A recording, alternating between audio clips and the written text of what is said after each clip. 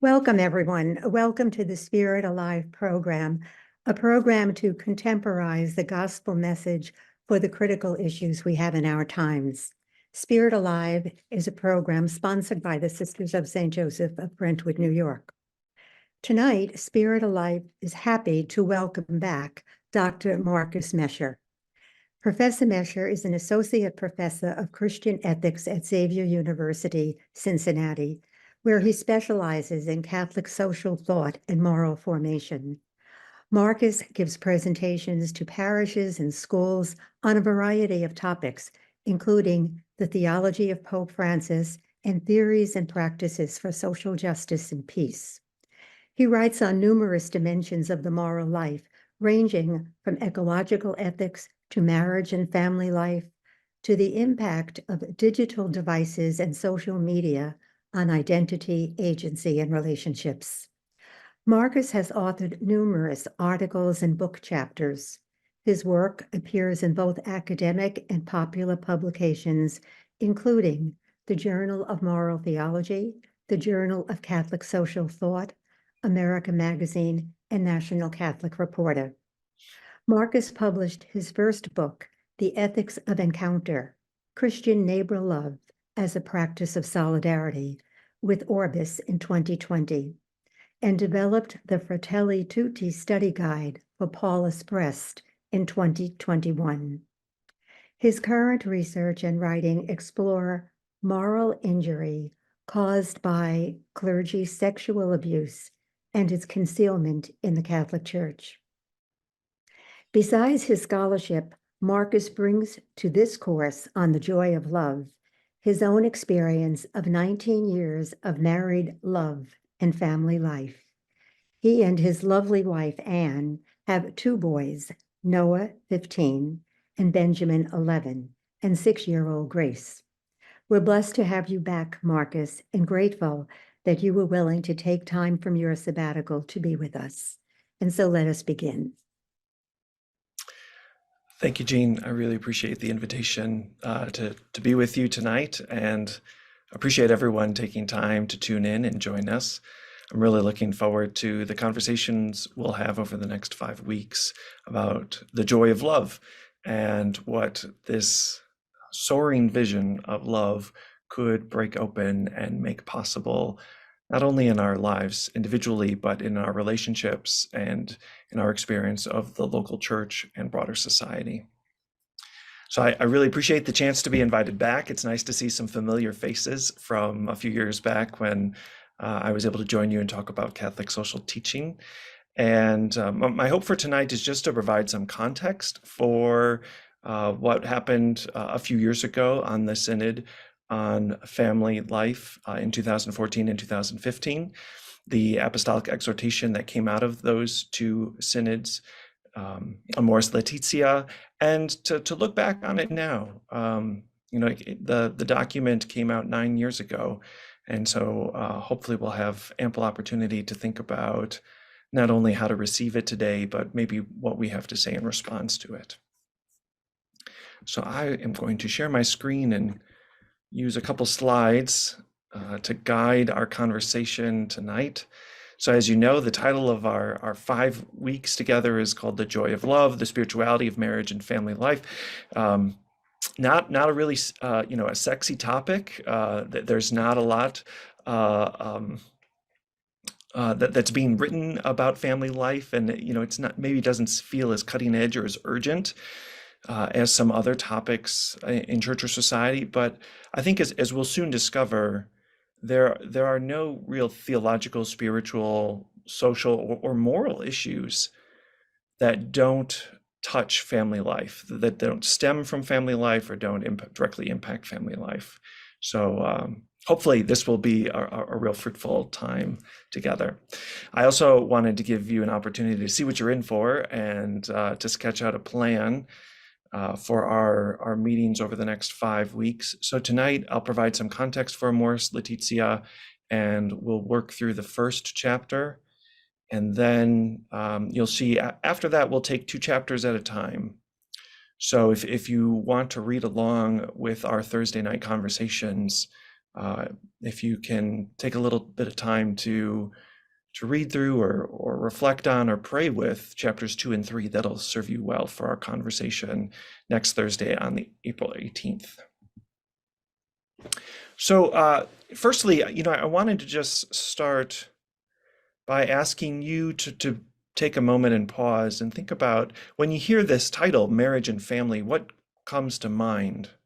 When Jean introduced me, she mentioned that I'm coming to you as the product of, being a husband for the last 19 years and being a dad to 3 little kids, ages 6 to 15. So certainly, my vision of this is in the thick of trying to balance what I owe my spouse and what I owe my children with, the demands of a career and everything else.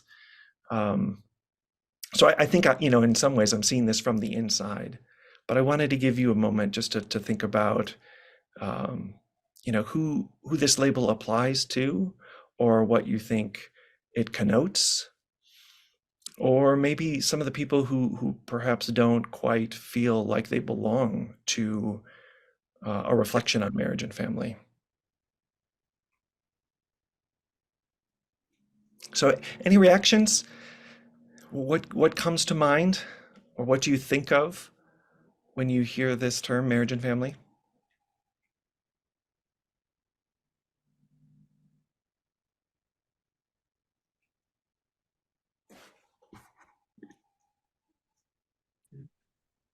Well, I think about how it evolves.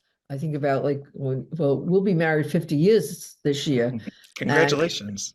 Thank you, with the same person. I'm still talking, yeah. And to realize how different, from when we first married, we first started our family. Now everyone is, gone. They're doing their own family. Our grandchildren, our first grandchild is in college. So this whole identity of who I am, and we are, has evolved and is constantly changing. So Yeah, thank you, Arlene. I appreciate the way that you're highlighting the very dynamic nature of marriage and family. I teach a course on marriage and family every spring semester. And while I was on sabbatical this past fall, I am unfortunately back in the saddle this spring. So I'm up to my eyeballs in a very busy semester. And it is interesting that, as I'm teaching this, we're in week 12 of the semester right now, as I'm teaching this 15-week course for my undergraduate students, there is this sense that, when you get married, it's a change of status, and it's almost like flipping a switch from off to on. You're either, not married, and then you are married. There's a before and after of the wedding day. And I appreciate, Arlene, that you're kind of highlighting for us that it's not quite that fixed or static, or there aren't maybe those binaries of you're either in or you're out, that there is certainly an evolution to the experience and being able to grow in love. My students just turned in an interview essay where I asked them to sit down and interview a couple that had been married at least 7 years, being aware of that 7-year itch where, at least historically, in the last few decades, the majority of divorces were happening before that 7-year itch. Although now actually we're seeing more divorces happening with empty nesters, that they've invested themselves so deeply in caring for their children and chauffeuring them all around town to practice and jobs and clubs and activities, that when the kids head off to college, the spouses look at each other and they realize they've grown apart, or maybe they want different things. So that's kind of a new, I think, evolution in people's experience. But it's fascinating to read these interview essays from my students where they get to glean wisdom from people like you, Arlene, and your spouse, John, to really think about what have we learned about love over the course of however many years we've been together. I know I got married on my grandparents' 50th wedding anniversary.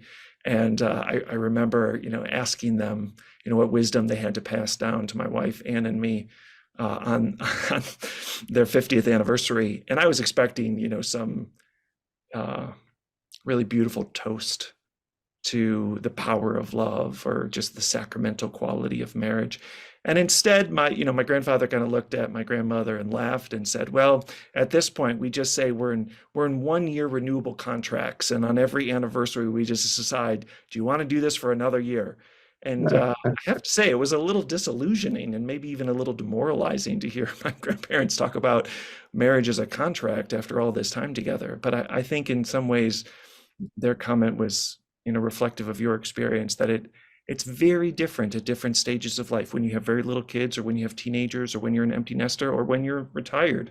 And so I do appreciate that you're flagging for us the dynamic nature of marriage and family life. And also, I think in the background of that, as you said, you're married for 50 years to the same person. There's a real intentionality, that the love doesn't happen by itself. And it might be easy to take for granted. But love is a choice that you have to keep choosing actively and intentionally and tenderly, day in and day out. So yeah, thank you so much, Arlene. And someone else wanted to raise their hand and chime in.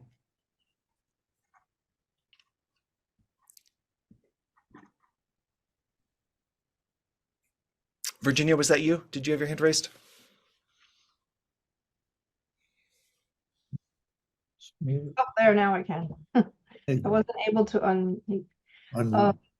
Well, I think of the family I grew up in, and now when you were talking about the long relationships, I think about all my parents and my aunts and uncles, like that generation. It wasn't divorce. There wasn't, although my mother her parents divorced in 1934, which was rather scandalous in Cuba. But anyway, I just think about family. And then myself, I was in a long-term relationship with a woman, and we had a child, and we broke up before same-sex marriage was legal. So I was never married, so I always check off, yeah, single, never married. So it's weird. And so I raised a son by myself, and so I didn't get to have what I thought I was going to have. Yeah, thank you, Virginia. I appreciate you sharing. And I think that's worth highlighting, that when we're talking about marriage and family in a Catholic context, we are talking about a heteronormative framework that leaves out a lot of people who don't identify as exclusively heterosexual, or who maybe don't always appreciate some of the complementarianism that especially Pope John Paul II really emphasized between the genders. And hopefully that's something that we can explore in the weeks ahead. Katya, did you want to chime in here?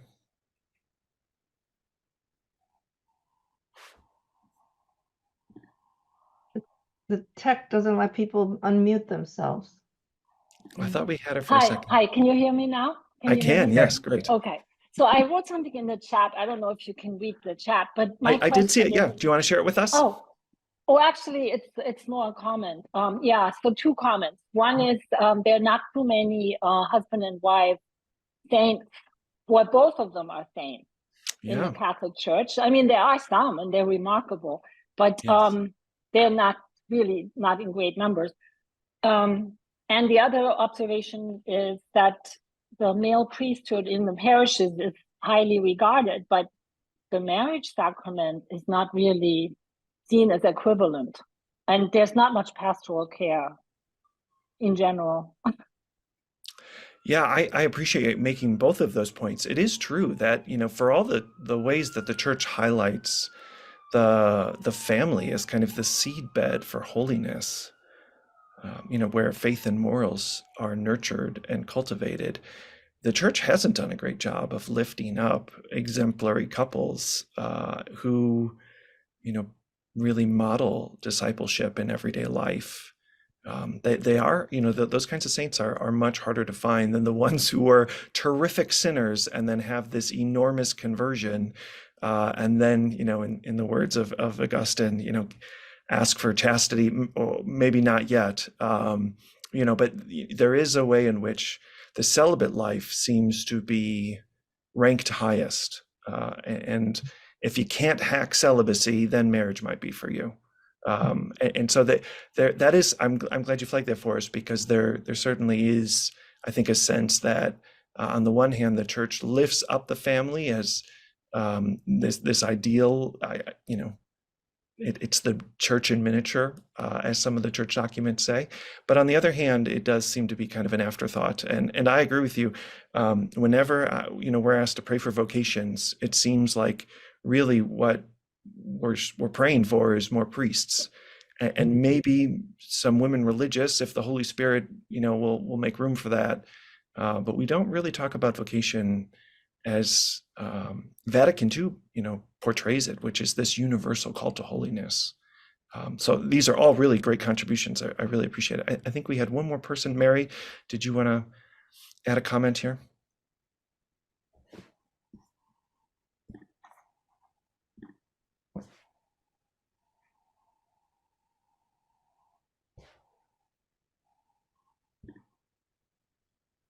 Maybe she doesn't know she's muted. Mary, it seems like you're still muted. If you want to add something in the chat, I'd be happy to read it for you if you're not able to unmute.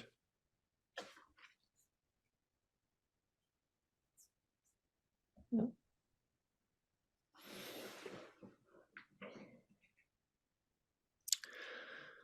Well, if we're not able to hear from Mary, I think one of the points I wanted to make at this stage of our conversation was to maybe compare how marriage and family get portrayed in popular culture,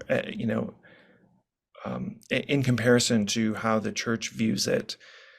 There are so many sitcoms that take place, to poke fun at marriage and family life, and so many archetypes where, the mother or the wife is stressed and overwhelmed, and her husband is an oaf who's aloof and lazy and selfish and doesn't pitch in.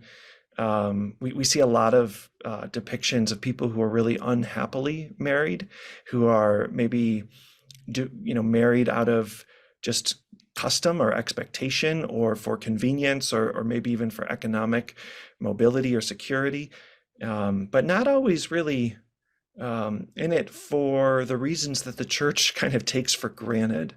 And then alternatively, there's this soaring vision of romance that maybe doesn't always really cohere or align with people's lived reality, where, if you think of rom-coms or, Hallmark movies, that there's so many expectations that you're just going to get swept off your feet and just, fall helplessly in love.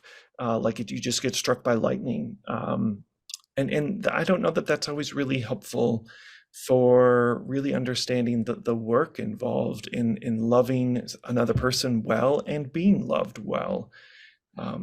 It certainly is not easy, as anyone who's married or trying to really invest themselves in family life can attest.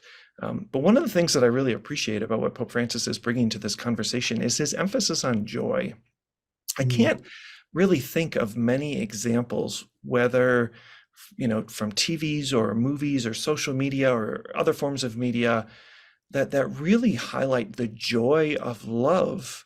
And so as we begin our time together, I really did want to kind of underscore that it is not an accident that the title of this series and the opening line of Amoris Laetitia invokes joy. And I think, especially since we're gathering in this Easter season where we're basking in the joy of the resurrection, I think it is fitting to maybe to really be on guard for the joy that springs from love, and the joy that is shared in being loved and loving another person.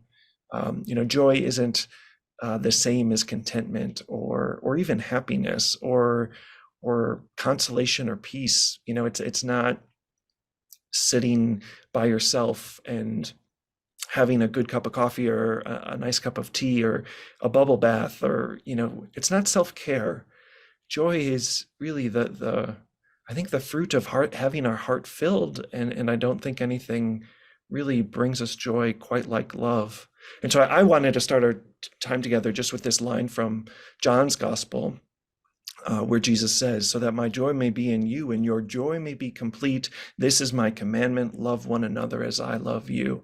I think just a real fitting way to express the inherent union between love and joy that, to be honest, I don't know that the Catholic Church has really highlighted up until the pontificate of Francis. So as kind of a second step in our time together, I also wanted you to think about the multifarious dimensions of family life and just the many different forms that family take. Virginia shared with us her own experience of family life that maybe doesn't jump to mind with a Catholic view of the family that is so often not just heteronormative, but kind of this nuclear vision of family life where you have a mom and a dad and 2.5 kids and at least in an American context, a house in the suburbs with a white picket fence and a dog and a minivan. And I think, as we see when we turn to the pages of Amoris Laetitia and what the bishops heard from people when they were asked about the experience of family life, one of the points of emphasis is to affirm the dignity and the diversity of family life. And not to have, kind of a cookie cutter or archetype of family that, you're either this or you don't qualify. So, we might expect quite naturally that when we're going to be talking about marriage and family life, that we would talk about the Holy Family. And even that, I think it's important to remind ourselves that that's not the kind of family that we often think about today with, the two spouses and their kids. Joseph is not Jesus' biological father, which I think is important given the emphasis on biological procreation that we see in Catholic Church teaching, and the emphasis on fruitfulness that we'll see in Amoris Laetitia, that love is fruitful in a way that reaches far beyond biological procreation. And so I think, I just wanted to collect some depictions of the Holy Family, not just, in thinking about Mary and Jesus and Joseph from 2,000 years ago, but Holy Families today, especially, families that, might feel unseen or marginalized or excluded. Like this image on the upper left of your screen, I would hopefully kind of conjure up images of migrants or people who are displaced. And given what's been happening in Gaza in particular since October, as well as all the people who are, just on the move all over the globe, including along our southern border, I think it's really important to remind ourselves that everyone comes from a family, everyone belongs to a family, everyone is part of a family. So when we're talking about family life, we are talking about everybody, no exceptions. And from my vantage point, being a Catholic moral theologian, I think that's one of the really valuable aspects of Catholic social teaching and the Church's teaching on marriage and family life, that really the invitation here is to affirm each and every person as created in the image and likeness of God, as innately and infinitely valuable, and also as belonging to God's single human family. So to see everyone as a sibling in God's family rather than to be restricted. What are you saying, Mary And Alice? thinking I'm sorry. of family as only our biological kin. Okay, so moving on. So just some background on marriage and family life, just to make sure that we're all starting from the same page. It might be helpful just to reference some background texts. So the most recent papal teaching on marriage comes from Casti Connubii in 1930, where the Church teaches that marriage is a sacrament, an indissoluble union reflecting covenant fidelity between spouses. So just as Christ remains ever faithful to the Church, so spouses are expected to remain ever faithful to one another. And this is something that I hope we can hold on to and think more about, in particular, because, in Scripture, the prophet Hosea talks about Israel like an unfaithful lover, and Yahweh remains faithful. And throughout the church's history, that covenant fidelity has come first over and against even people being loved well. There was an article not long ago in America Magazine by a woman who shared that she was in an abusive marriage, and when she would go to her pastor for spiritual guidance, he told her, Jesus says, forgive 70 times 7 and to turn the other cheek. Her pastor was telling her over and again that she had to forgive her husband. And I think we need to be vigilant against this stress on fidelity that can come at the cost of respect for self and respect for others. If forgiveness is expected without remorse or without a contrition and a commitment to change one's heart and to try to change one's ways, and not to continue abuse, then this teaching on fidelity can actually enable toxic behavior and kind of normalize toxic relationships. I've certainly known many people who have been in unhappy marriages or who have been in abusive marriages. And when they are asked about, why they stay, they talk about this indissoluble union. I mean, they probably don't use those technical theological terms, but they do think of it as a covenant, as we made vows till death do us part. And some people will say something to the effect of, this is my cross to bear, thinking that it's God's will for them that they should be abused or neglected. And so I think, given that Casti Connubii is the most recent papal teaching on marriage, it might be time for some updating on putting some healthier limitations or boundaries on what is and is not sacramental marriage. But in addition to those kind of reflections, in general, marriage is presented as this call to lifelong conversion, right? Like as Arlene said, it's not a fixed state. It is growing into the holy mystery we call God. And because God is love and a triune relationship between persons where love is offered, received, and returned, marriage is really presented as this way to explore the mystery of God and just going ever deeper into that mystery of love, reflecting God's own reality in trying to be ever more open to receiving love and to expressing love and to participating in the divine life in this Trinitarian manner. So I think it's beautiful and certainly idyllic, and hopefully we can talk a little bit more about what happens when we put marriage up on a pedestal like this. On the one hand, it is meant to be inspiring, but on the other hand, I think the church has to acknowledge the ways that maybe it's presented this soaring vision of marriage that may not be inspiring for everyone, and in fact may be rather intimidating. And we see empirically that marriage is on the decline, and there are a lot of people who are deciding not to get married, and even more who are deciding not to get married in a church. And so, I think we should kind of spend time thinking about what's getting lost in translation in trying to present marriage in this compelling way as sharing in the triune life of God.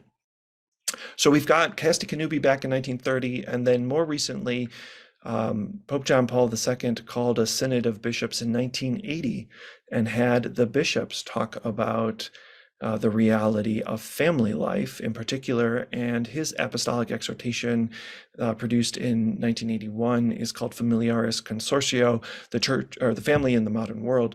where the family is presented as the first and vital cell of society, the domestic church or the church in miniature, which again, I think deserves some scrutiny, especially if we look back for most of the last 2,000 years, the church has presented itself as a societas or communitas perfecta, that this is what God has in mind for human culture, this communion of love. But we know all too well all the ways that the church falls short. And even today, the church is very reluctant to talk about the church as sinful, or to really own the ecclesial sin or shame that happens, not just by individual members, but through its teaching or its failures to deliver pastoral care to individuals or to couples or to families.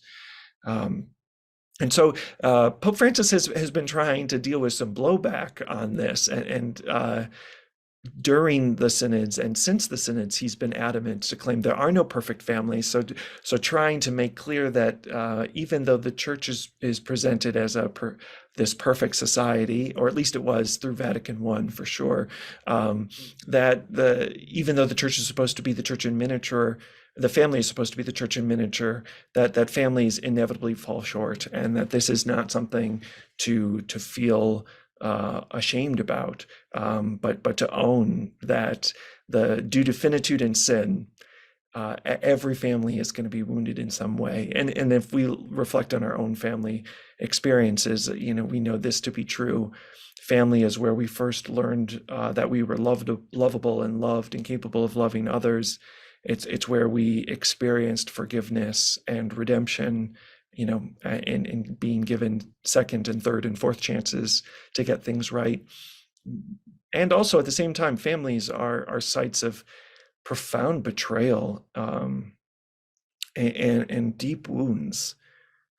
Families are places where we can really be hurt in deep ways by people that we expect to love us and who sometimes fall short of that.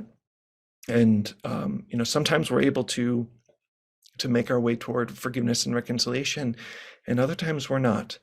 And so I think what I really appreciate about this opportunity to explore the spirituality of marriage and family life is to really try to take a clear-eyed look at what a merciful love calls for, but also, making sure that we don't just use mercy as a get-out-of-jail-free card, or as a way to make people doormats, and just to expect that this revolution of tenderness that Pope Francis called in Evangelii Gaudium in 2013, that it doesn't just mean that we have to endure every experience of every relationship, even when it is not genuinely loving for the persons involved. So just a little bit more about Familiaris Consortio, because that's certainly in the background of Amoris Laetitia. Popes love to mark anniversaries of previous encyclicals and other important documents. And so I imagine that Pope Francis had the 30th anniversary of Familiaris Consortio in the back of his mind, and wanted to do some updating. As you may well know, John Paul II was a philosopher, and he was fascinated by love and the responsibilities of loving. And that, if you have spent any time with Familiaris Consortio, you can see his philosophical training and his philosophical interests really shaping that document, which, in fairness, is a response to that 1980 Synod on Bishops.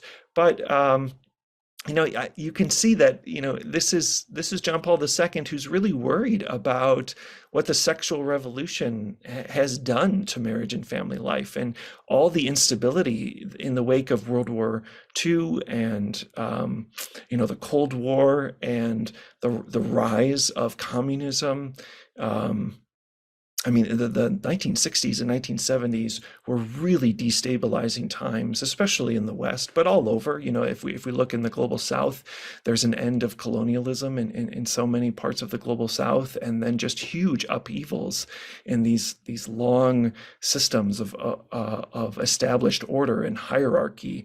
And so, you know, there's a real strong emphasis here on families are the way in which God brings order to the world. And so, Pope John Paul II is concerned about the rapid changes that families are enduring. I think he sees a lot of chaos in the world. And also at the same time, he's attentive to the way in which, and he's written about this in his own autobiographical remarks, that we are shaped so profoundly in our own families of origin. And he talks very openly about the ways in which he came to faith and understood love through what was modeled by his parents.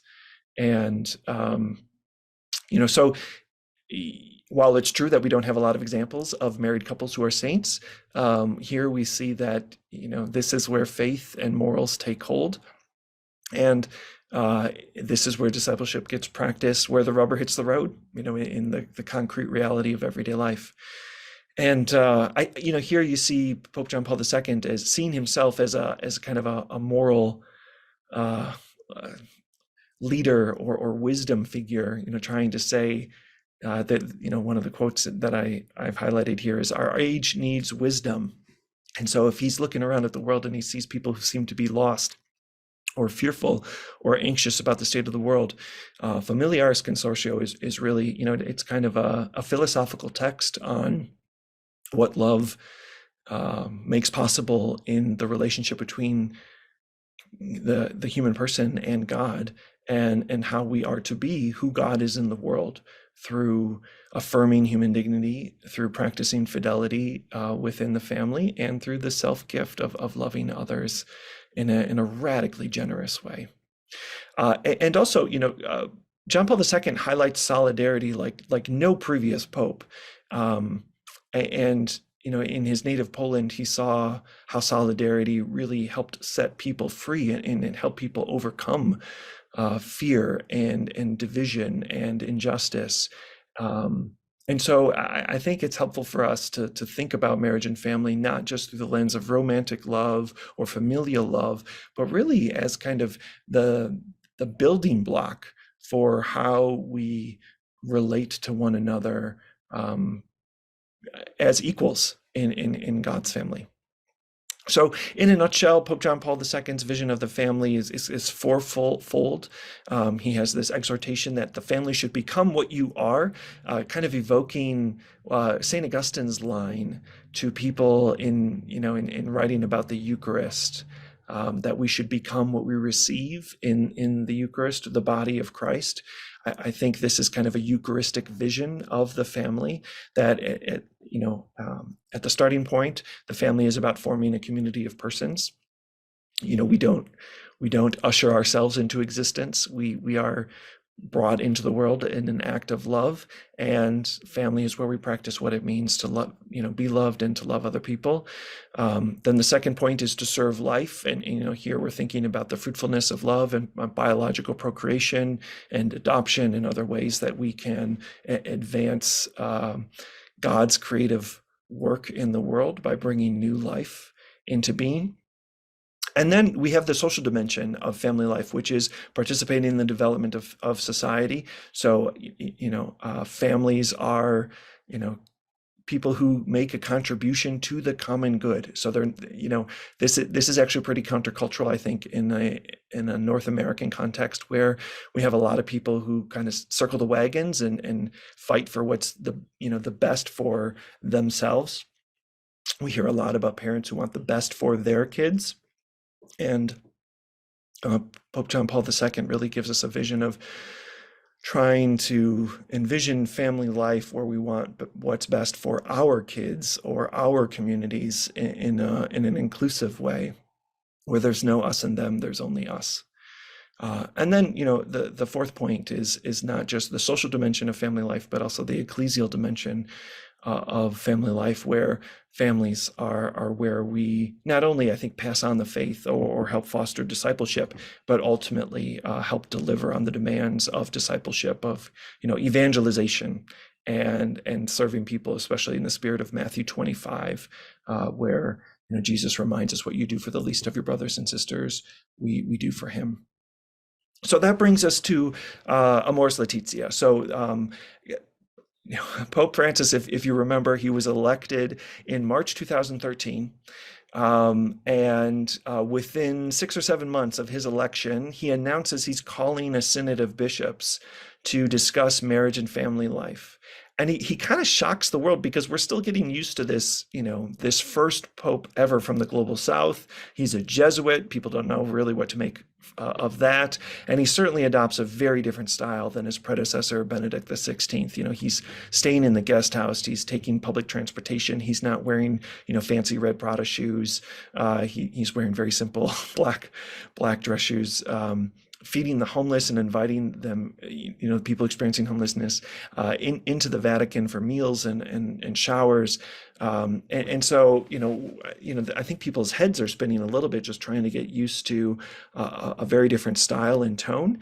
And by all accounts, the reporting on the Synod of on marriage and family in 2014, the bishops were a little bit perplexed. They really had fallen a little bit out of practice of gathering in the spirit of synodality, and they, at least, there have been more than 30 synods over the last few decades.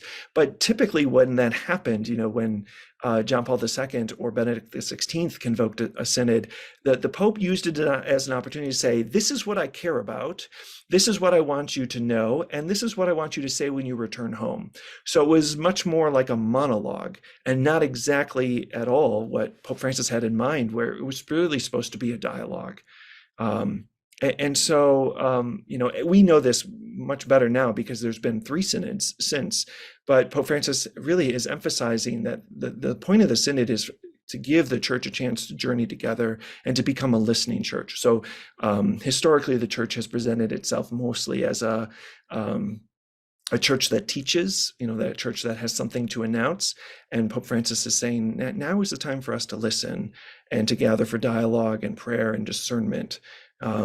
And he's written a lot since Amoris Laetitia on what he learned from these synod gatherings in 2014 and 2015. And he wrote this beautiful book in 2020 called Let Us Dream. Like, he didn't actually write it. He had a conversation with Austin Ivory, and Ivory wrote it down. But it's a really lovely book. And in the book, Pope Francis talks about how this synod in particular, he talks about in October 2015, there were some of the bishops were really at an impasse, especially when it comes to how the church should talk about specific situations in marriage and family. And you can think of people who are divorced and remarried, or people who are in same-sex relationships, or people who don't share, the Catholic faith, and whether or not they can receive sacraments, and all these very logistical questions about church teaching and pastoral care. And Pope Francis writes about how he really witnessed a breakthrough or an overflow from the Holy Spirit. And I have this quote here from Let Us Dream on the screen, because I think it really expresses how Francis understands these synod gatherings, that it was a chance to listen. It was a chance to be more attentive and responsive to the movements of the Holy Spirit, and also a chance to really hold together truth and mercy, and to really think about, how do we prepare people to be more attentive and responsive to the presence and power of the Holy Spirit in their lives. As someone who's the recipient of 14 years of Jesuit education, and now someone who's, responsible for educating others in the Jesuit tradition, I see the spiritual exercises of St. Ignatius of Loyola all over this, where this is really about trying to help people tune into their deepest desires, and then also to really look for consolation and desolation and the activity of the Holy Spirit in everyday life. And I think with that in mind, then we can see that, as Sister Maria has really phrased well, with the subtitle of our course, that this is about the spirituality of marriage and family life, and to really think about how do we prepare people to be available to the Holy Spirit in these various stations of life, and to support people who are taking on this vocation to love and be loved in the context of marriage and family.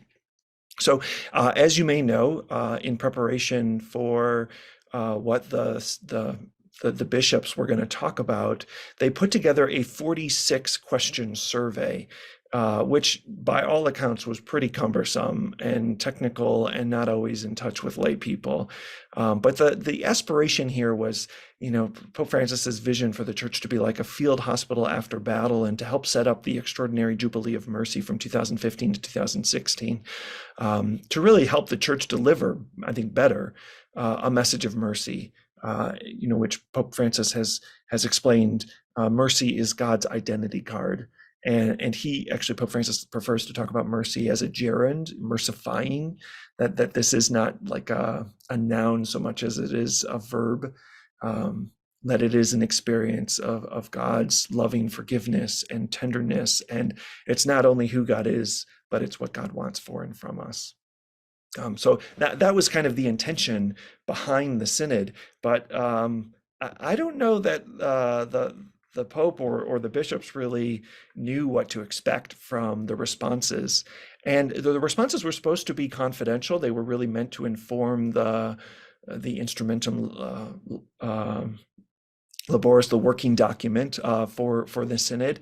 But I had a research assistant in the summer of 2015, and we contacted a number of U.S. dioceses to see if they would share the survey results with us. And folks in a number of dioceses did share the results with us. So I can tell you, there was a lot of complaining in these surveys. I mean, there were a lot of people who felt like they had been left out or left behind, or that they were second-class citizens in the church because they weren't married, or they weren't still married, or because their marriage wasn't recognized by the church. There were a lot of people, for example, so many widows who said that they had been going to church faithfully, but they never heard a homily that ever talked about the experience of widows, and what does it mean to experience life in this state of being so radically alone, or to be grieving the loss of a loved one. And so many others, that there were responses by children of couples that had their marriage annulled, and who expressed the pain of saying, how can you say that my parents' marriage was never valid? Of course, that's what the annulment process means. So that the church can get around its prohibition on divorce. It says that this was never a valid sacrament in the first place. And it's really moving to read those survey responses from the children of couples who are divorced, or even couples who go through the annulment process itself and talk about how expensive it's been, how invasive it's been. And really, typically there has to be some evidence. I mean, it's really an invasive process, and you have to attest that there was some kind of impediment that kept people from either making the vows or delivering on the vows. And so, there are these kind of allegations of mental illness, or of these profound human failures, just to say, okay, this wasn't a valid marriage, and we can have you, be released from this covenant. And so, in some ways, I think you had a lot of lay people who were trying to show the church, you've painted yourself into a corner with some of these teachings. And I don't know how well Amoris Laetitia really accounts for all of the pain that the church has caused. Certainly there are attempts to own that. But that's something that I'd like you to think about, and hopefully we can talk about, just by all the people who really do express how wounded they've been by the church, and just the failure of their local church to deliver the pastoral care that they really want and need from their faith community. And we know, the evidence is showing us that fewer and fewer people belong to a church. I think for the first time in American history, less than half of Americans say that they belong to a local church community. We know church attendance is way down. I mean, the pandemic ruined church attendance, and it has not rebounded since. And for so long, the Catholic Church in particular has really seen the local parish as the center of faith life and the center of faith formation. And now we're seeing that a lot of people really envision the church as kind of the place where sacraments get dispensed, but it's not the center of their faith life, and it's not the center of their community any longer.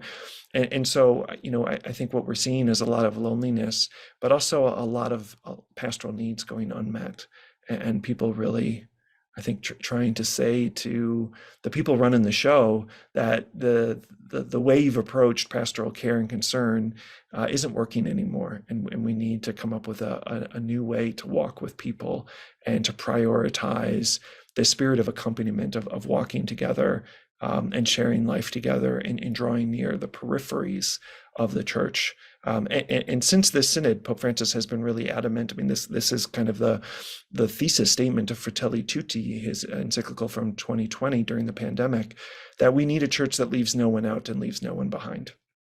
And I think Amoris Laetitia is kind of a first step in that direction.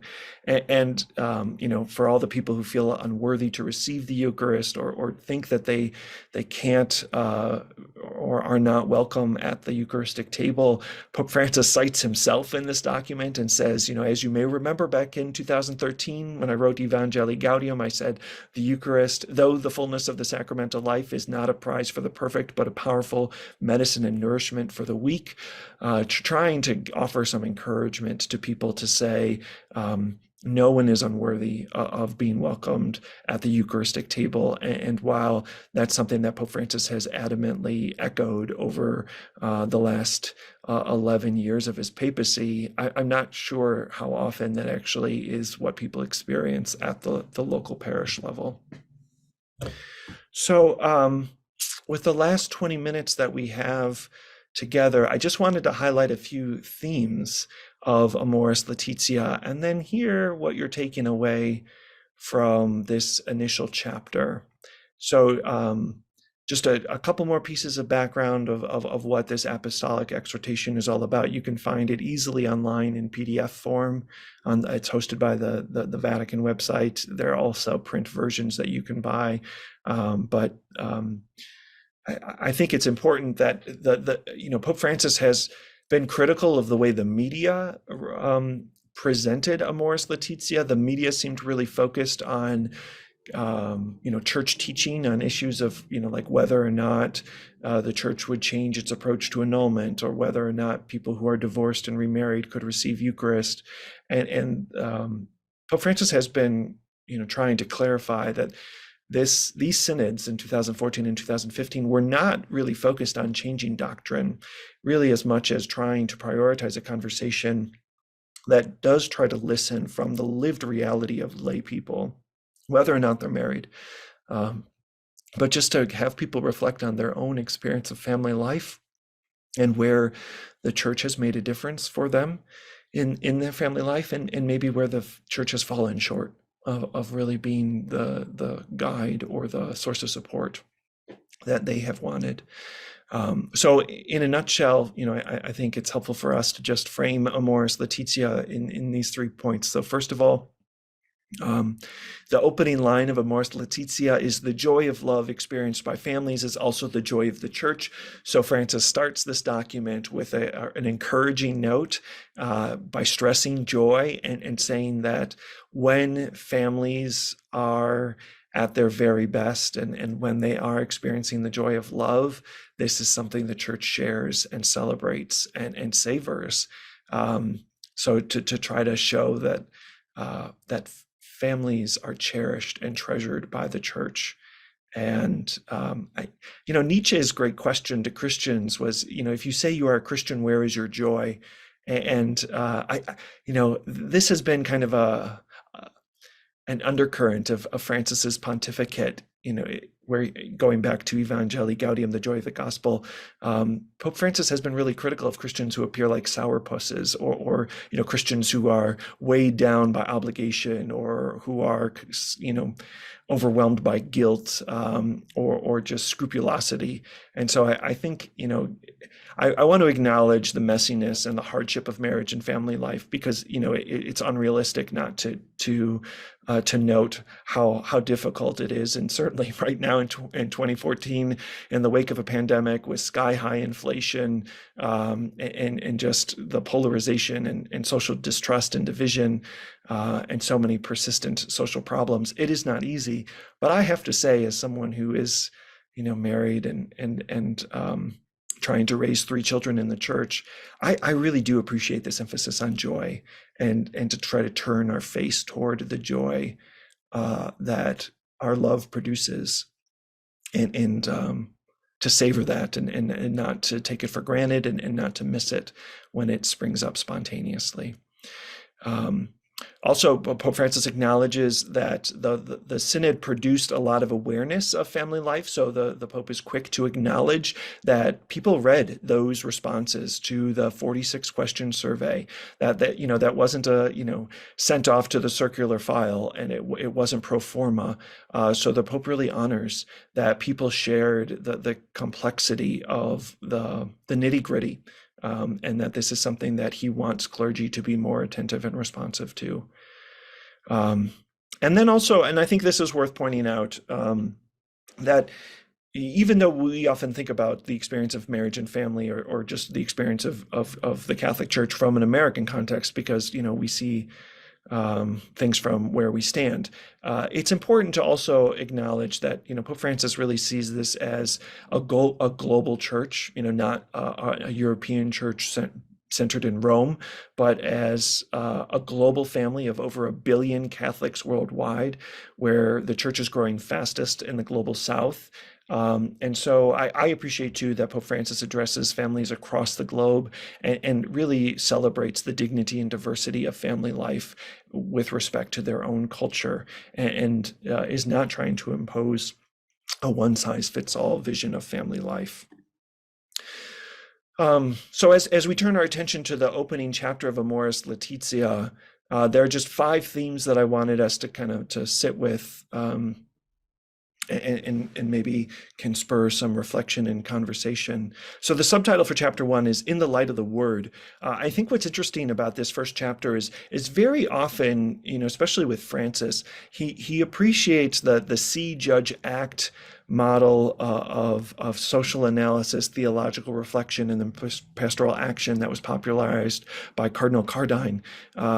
And that's certainly the structure of his book, Let Us Dream, where there's 3 sections: a time to see, a time to choose, and a time to act. But here, he's intentional in starting this first chapter of Amoris Laetitia by presenting us with kind of a mosaic of how families shape the biblical narrative. And he's really kind of stressing the way in which God has worked through families throughout the history of Revelation. In paragraph 8, he talks about how families are central to God's story, not incidental to it, which I think is kind of refreshing to remind us that whatever the challenges we face, they're not always new challenges, and certainly, I can imagine a teenage Mary who feels really overwhelmed trying to figure out how to be a mother to Jesus. That had to have been so hard to go home to Bethlehem, Joseph's hometown. These are neighbors and family members who have known Joseph since he was a kid, right? That there's a long history here. And when Mary is in labor, no one will open their room or their home to them. I can't imagine the kind of betrayal that Joseph and Mary must have experienced, to say, we're not strangers in a new town. We're not, a new face. You've known Joseph your whole lives. And certainly, I think her being pregnant, but unwed, the scandal or the shame of that relationship that raised eyebrows, it had to be part of the reason why no one, would make room for them. And I think, in light of all the people today who feel less than, or they're not measuring up, or they question if they count, matter, or belong to the church, this is not new. And the church certainly has work to do. So I'm not trying to excuse the church or defend the church here, but I do think that, really thinking about that shared experience, that that was probably a betrayal that was not easy to get over, and was maybe part of the reason why they move on to Nazareth after Jesus is born in Bethlehem, because it's too painful to stay in Bethlehem. And be surrounded by people who couldn't be bothered to offer some hospitality to a woman in labor. One of my professors in graduate school defined sin as a failure to bother to love. And so, in the same way that we see families interwoven through God's story, we also see the story of sin, of all the ways in which people could not be bothered to deliver on the demands of love, both within families, but also between families. So I think that's helpful for us to kind of sit with and think about and pay attention to, especially in terms of, what families need from the church today.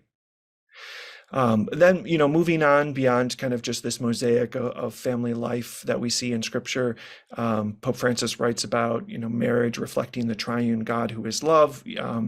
He has this line, "My soul clings to you," and there's this theology of marriage where two flesh become one flesh, which is part of the reason why it's this indissoluble union.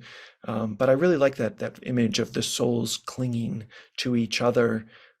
In this very intimate bond that I think does convey both the intimacy and the permanence of this dynamic expression of the triune God, where love is offered, received, and returned in mutuality and in fidelity.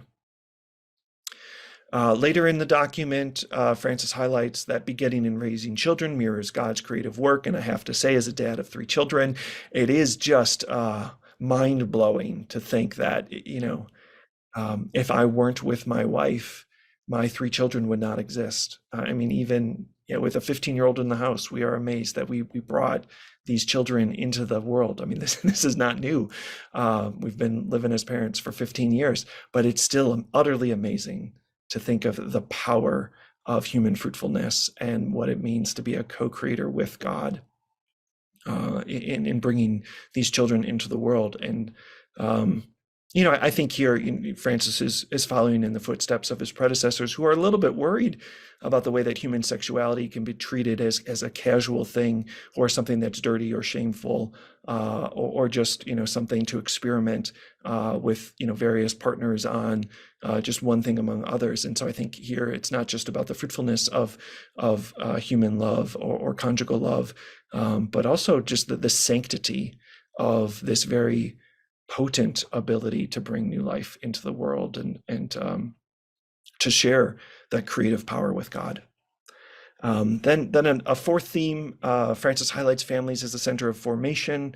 This is where we really come to understand what it means to be human, where our faith finds a foothold, and also the moral dimension of how do we choose what is right, good, and just.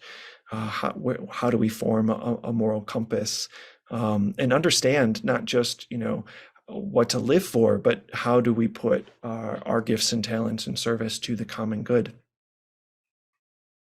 And then finally, I really love how this first chapter concludes by presenting families as icons or images of God, and thinking back to the images from a few slides ago, where we imagine the Holy Family as every family, especially those families that are in need or under threat, who have their backs against the wall. I really think this is a beautiful reflection on reminding us of of God's own experience of family life, through the incarnation, as a reminder, not only that family life is a way to be connected to the divine or to participate in divine love, but also a reminder of God's solidarity of life in the trenches with us, of really experiencing the highs and lows of being a spouse or being a parent. That there is really no human experience that's foreign to God because of the incarnation. So I do think that there is something really beautiful about this document and reminding us that that marriage and family life is an opportunity for us to seek God in all things, and to really see the sacramental in kind of a lowercase s way. So not just as a sacrament where people go to church and celebrate it in this particular ritual on this particular day, but to see the sacrament in everyday life, where God is being revealed through the sharing of love together. So that was a lot, and I know we moved pretty quickly, but just as a moment to give yourself a little time for reflection and maybe to gather a few comments before our time is up, I wanted to turn to this scene in Mark's Gospel where Jesus encounters the blind man Bartimaeus on the side of the road outside Jericho. And what I really have in mind with this story is the way that Bartimaeus is, just living in complete darkness, all alone. Bartimaeus is the product of a family who has disowned him, who think that because he's blind, he's been cursed by God, or that he's done something to offend God, and that shame and stigma is something that they want nothing to do with. So they have cut him off. And not only is he cut off from his own family of origin, but he's cut off from his community. His neighbors and friends have turned their back on him, and he's just radically alone and in complete darkness because he's blind. So he's totally dependent on other people, sitting on the roadside begging for people to throw a few coins in his direction so he can have something to eat. And he calls out, "Son of David, have pity on me." And the disciples shush him. They tell him to be quiet. Jesus is busy and important, has places to go and people to see and things to teach. And Bartimaeus persists. He says, "Son of David, have pity on me." And Jesus calls him over. And what I love about this story is, it'd be one thing for Jesus just to heal Bartimaeus and go on his way, but he doesn't. He doesn't presume to know what Bartimaeus wants. And he just simply asks, "What do you want me to do for you?" And of course, we know the story. Bartimaeus says to Jesus, "Master, I want to see." And Jesus heals him. And Jesus says, "Go your own way. Your faith has made you well." And Bartimaeus elects. He uses his free will to follow Jesus, and perhaps give testimony of what Jesus has made possible. And of course, it's important here that, Mark says, puts the words in Jesus' mouth, "Your faith has healed you." This is not proof of Jesus' divinity. The point of the miracle is to restore Bartimaeus back to the community, to have a public demonstration of Bartimaeus's dignity and sense of belonging, as a reprimand to the society that casts him off and wants nothing to do with him. So I wonder, in light of this story, if Jesus were to ask this question of families today, what kinds of responses do you think he would hear? If he were to draw near to us or to our families or to the people we know, and if he were to ask, "What do you want me to do for you?" What is in people's deepest desires right now to receive from Jesus or to receive from the church? And then, also thinking about Pope John Paul II's line that families should become what they are.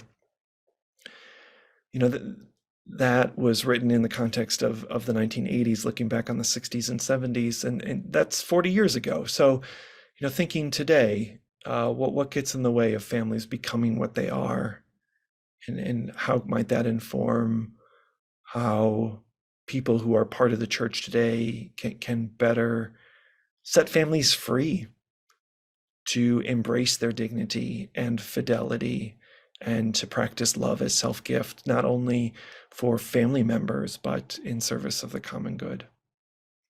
Really trying to see families as bridge builders, or Pope Francis uses this line that we are all artisans of peace, reminding us that we've got to roll up our sleeves and get to work and use our hands to be ambassadors of Christ's reconciliation in the world. So what are the obstacles that keep us from that?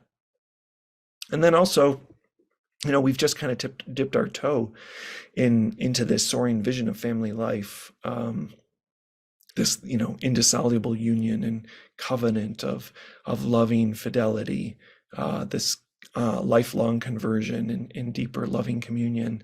But what's missing from how the church presents marriage and family life? It's one thing to try to be inspiring, but if it becomes intimidating or out of touch, then the documents like these might not be well received, or might fall on deaf ears, or people might just throw up their hands and say, I don't even know where to begin with this, because it just doesn't really speak in a life-giving way to me. So those were just 3 questions that I wanted to pose, and welcome what comes to the surface in response to them. Virginia, do you want to get us started?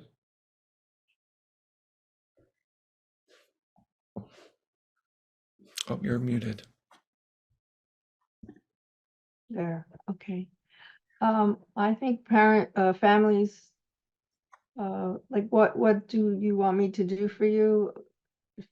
What came to mind was, Lord, I believe, help my unbelief. I think that people need help with their faith and reconnecting with their faith, and how to, to live it. I think what gets in the way of families is that to prioritize this relationship with God, and how it's through love, and that, like raising a child in the church, and like people are like, how do you do it? And I'm like, well, we come to church. Like basic, you expect, I don't know. And like, but I think it's about prioritizing.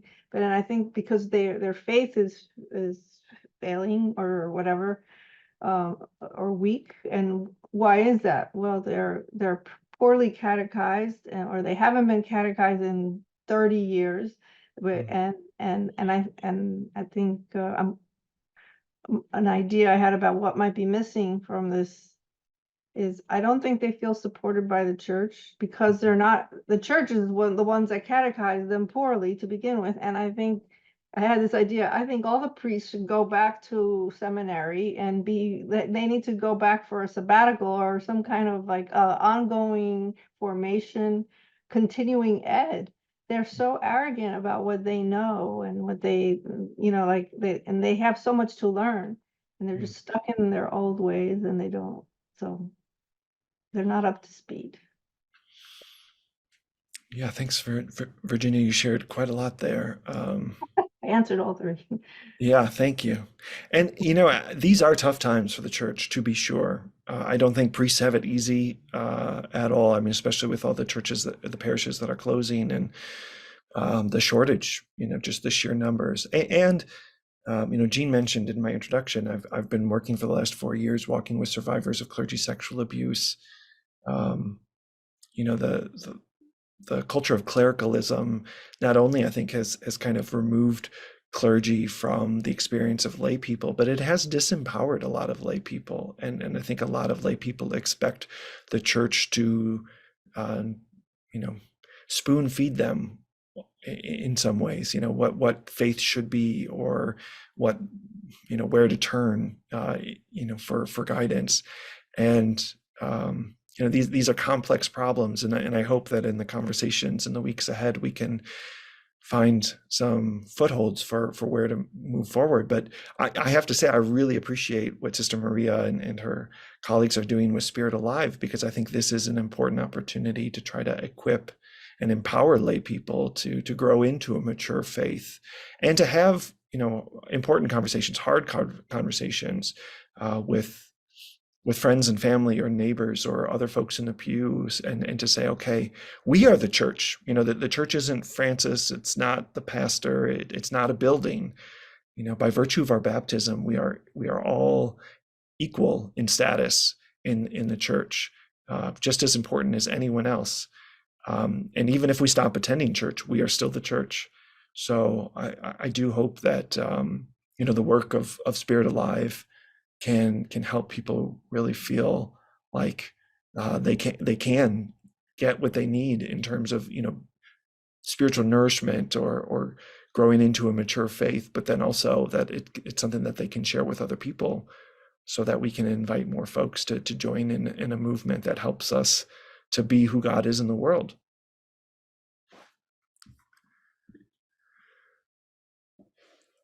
All right. Anything else? Anyone else with a last word before our time is up? Response to one of these questions, or Jean, do you have something to share? Oh, you're muted.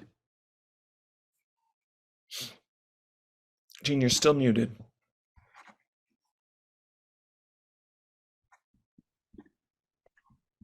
I think I'm okay now.